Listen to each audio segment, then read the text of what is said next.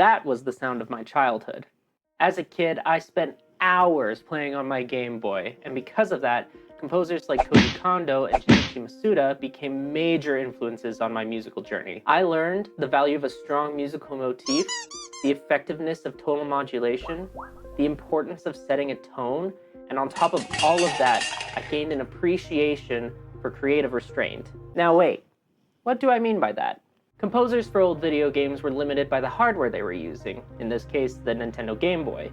Due to its limited size, it could only have 4 tracks playing simultaneously, 2 pulse waves, 1 wavetable, and 1 noise. This meant that composers had to come up with creative solutions in order to develop their musical ideas, and create the illusion of a larger ensemble while differentiating the tones of the tracks from one another. But even though this technical limitation can be challenging, it can also lead to the creation of tracks that you wouldn't have otherwise created. Which is why today I want to try my hand at creating 8-bit styled Game Boy music on my next step in my journey to 1000.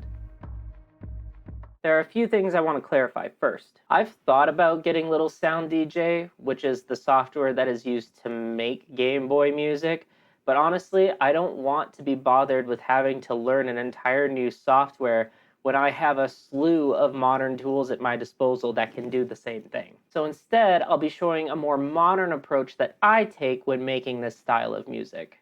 So, something a little different today. Instead of going straight into the DAW, I actually prefer writing out something like this inside of MuseScore, so a music notation software, because it's so heavily focused on the harmonic content, especially for something where there's only 4 tracks. I really like to narrow that down first before I start throwing it into the patches and getting the sounds just right. So I have a bit of an idea in my head about what I want to do for this. I had this sort of like march going on in my head, and I'm going to try to get it down onto the page, and we'll just see where it kind of goes from there.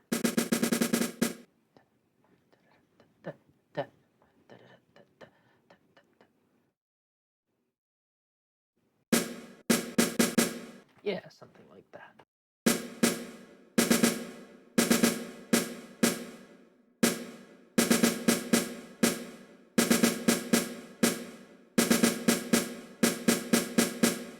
That's cool. That's cool. I like that. So that's the snare part.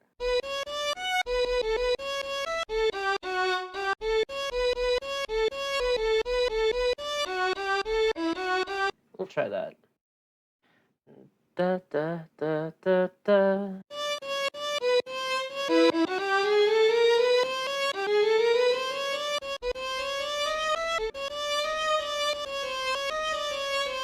Okay, that's a pretty good start. Now I just need to fill in some harmony, add maybe a bass or an arpeggio of some kind, and then we're good to move on to section 2. So I'm still messing around in the first section. Right now I have it so that the harmony is following along with the lead, and it kind of sounds like this. Which sounds good, but it's a little flat, and it's not really creating the sense that there's like a whole orchestra playing this, so I started messing around with it a bit. Just kind of giving it a little bit more to play around with. I think I'm going to continue on with that sort of idea and finish off the rest of it. I've also added in this bass line, which is pretty nice.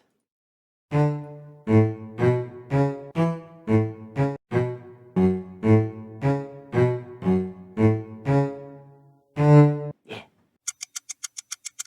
Okay, so I've gone through the part again. I've readjusted the harmony. Now everything has some rhythmic interest to it. There's some differences happening with the harmony. It's not always the same. And it's just helping fill out the space so that it seems like there's more than just 4 instruments playing. It sounds like this. One thing that I want to make note of is the use of space in this. You'll notice a lot of 8th note rests throughout this entire passage, and I did that on purpose. The idea is that while something else is playing, I'm putting in these extra rests to help that thing really pop out. This will be really important, especially in an 8-bit song, because a lot of the sounds kind of overlap. This will help create distinction and really make it feel like there's more instruments playing than there actually is. Hopefully. Now that the A section is done, we can move on to doing the B section. I don't know if I'm going to repeat it twice or if I'm just going to do it once over, but I'll play around with some things and I'll be right back. I think I want to end this on some kind of tonal modulation. Flat 6 maybe? What would that even be in this case? D? B? Flat? I guess.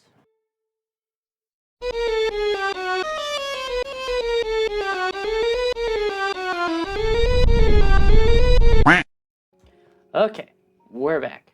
I finished the B section. I added in the A section again afterwards. The B section is just a quick 4-bar line that modulates at the end to flat 6.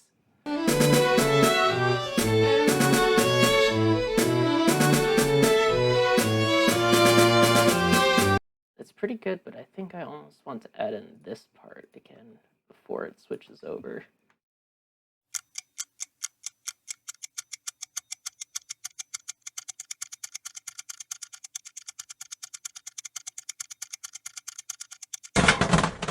Yay! So I added in the drum sequence again, but this time I put a bass line over top of it. Let's see what it sounds like. And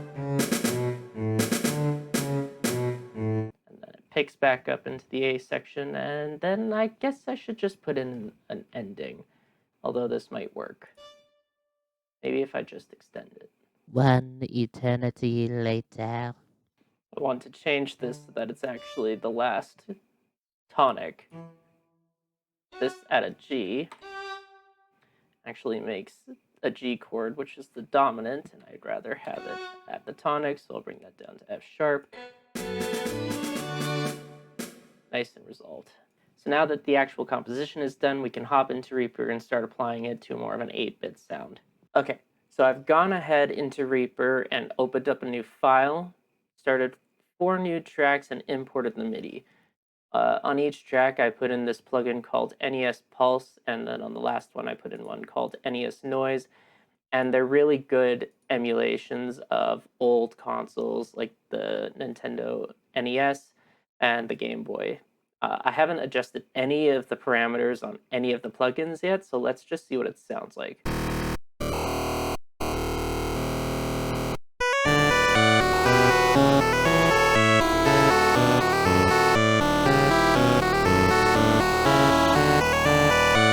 Okay, kind of.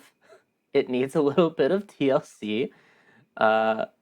Mostly that's snare, so the noise is the one that's really going bad. But I'll mess around with it and then come back.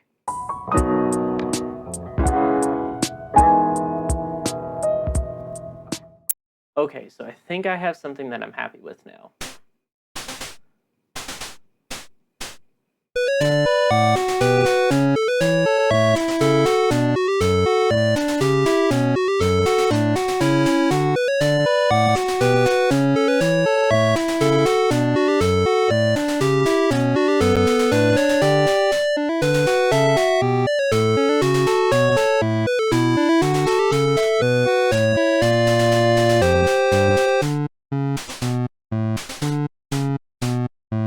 I'm really happy with how this went. It sounds pretty close to what a Game Boy game would actually sound like. It's so good. It's so good. I had a really good time making this one.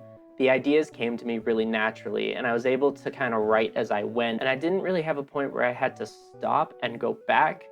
There was a few reworks that I had to do, but overall, this was a really good songwriting session. Points that I'd look to improve for the next time is maybe looking at how to expand the musical ideas and the rhythmic aspects even more. Right now, it does feel really full, but for the next time I do this, I think I'd want to try to focus on adding even more elements to it to really make it feel like there's multiple instruments playing instead of just the 4 that are actually on the track. Something else that I really need to work on improving is my music theory knowledge, because like I have quite a bit, but I did struggle at certain points trying to figure out a harmonic direction and how to stack the harmony in a more interesting way. I spent a good 20 minutes trying to get that modulation at the end of the B section to work, and it was just way too hard. It should have been way easier than it was, but that just tells me that I need to continue practicing that.